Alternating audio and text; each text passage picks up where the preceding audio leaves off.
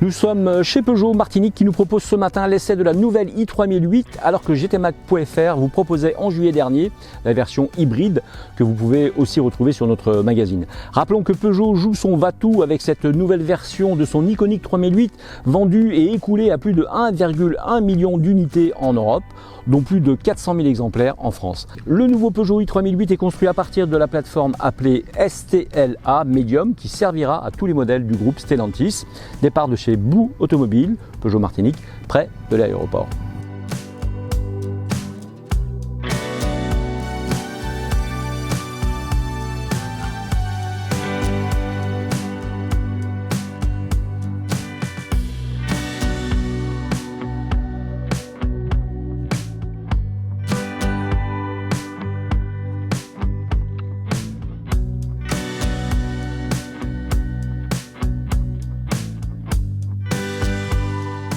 Côté esthétique, eh bien justement, difficile de rester indifférente ou indifférent devant cette poupe plutôt agressive.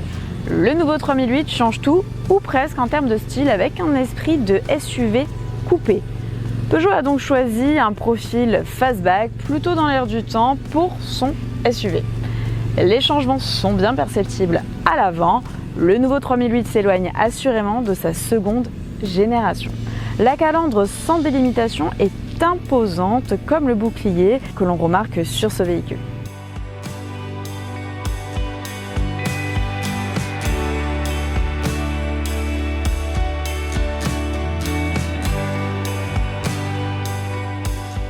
Les phares Matrix LED plus fins sont positionnés très haut, juste sous le capot. Les trois griffes caractéristiques des nouveaux modèles de la marque se prolongent jusqu'au phare, dont la signature lumineuse forme désormais trois lignes. L'arrière est massif et sculpté, ce qui rend ce nouveau i3008 100% électrique très dynamique, sachant que les designers de la marque, qui malgré un véhicule plus haut et plus long, sont parvenus à abaisser son CX de 0,31 sur la précédente version. On remarquera également le nouveau lettrage Peugeot du i3008.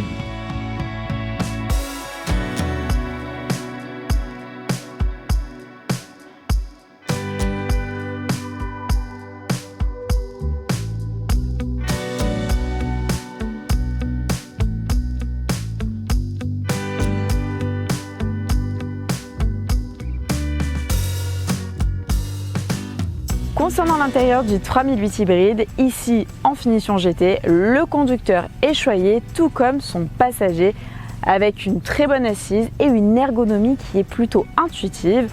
Il mêle cuir nappa et alcantara, profite d'un rembourrage idéal, d'un excellent maintien et d'appuie-tête bien disposés. Rien de surprenant, ces sièges ont la certification AGR et disposent même du maintien latéral adaptatif. Ils ont également une fonction massage avec notamment le mode patte de chat.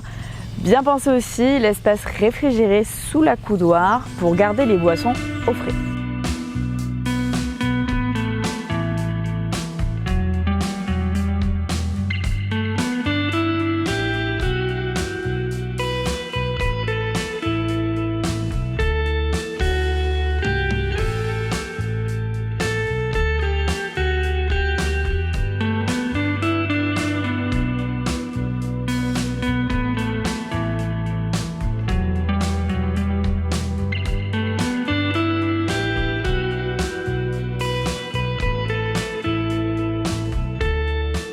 Dans cette version, l'e-cockpit évolue et se nomme désormais Panoramic e-cockpit. Ici en vidéo, chaque fonction ou presque a droit à un bouton dédié. L'écran d'infodivertissement sur la planche de bord s'étale façon écran incurvé et la commande de la boîte de vitesse automatique est située au pied de la console centrale. Le nouveau petit volant double méplat est agréable à prendre en main. L'habitacle est indiscutablement plus moderne. On relève donc la présence de la grande dalle numérique de 21 pouces sur la finition GT, comme celle de notre essai de ce matin en Martinique, qui sera remplacée par deux de 10 pouces sur la finition d'entrée de gamme Allure.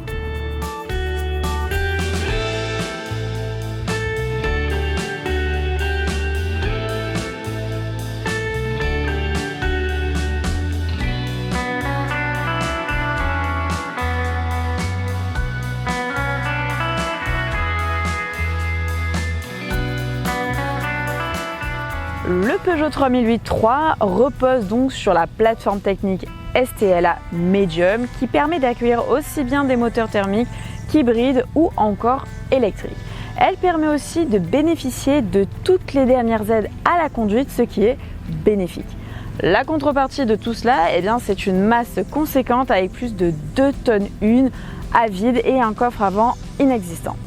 À terme, la Peugeot 3008 est proposée avec 5 motorisations, excluant dorénavant le diesel.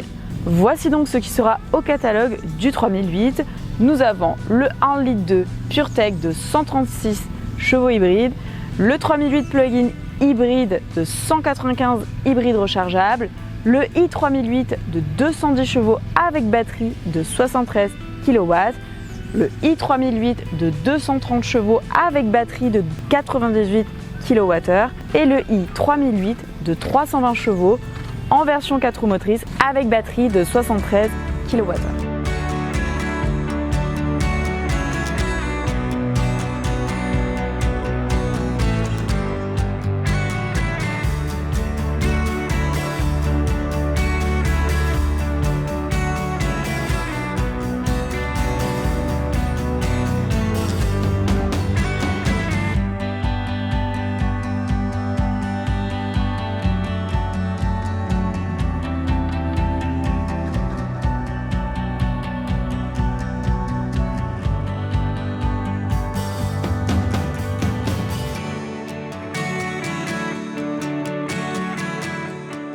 Notre modèle d'essai dispose en Martinique de l'unique motorisation électrique actuellement proposée, c'est-à-dire le petit moteur de 210 chevaux synchrone à aimant permanent, agissant seulement sur les roues avant.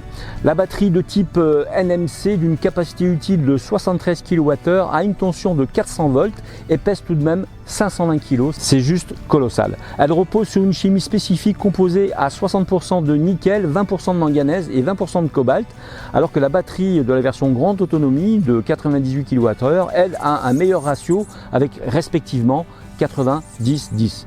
Précisons aussi que le Peugeot 3008 version 3 est entièrement fabriqué en France dans l'usine de Sochaux. Actuellement, les batteries sont produites par le groupe chinois BYD et il est prévu de rapatrier la production en France dès l'année 2025.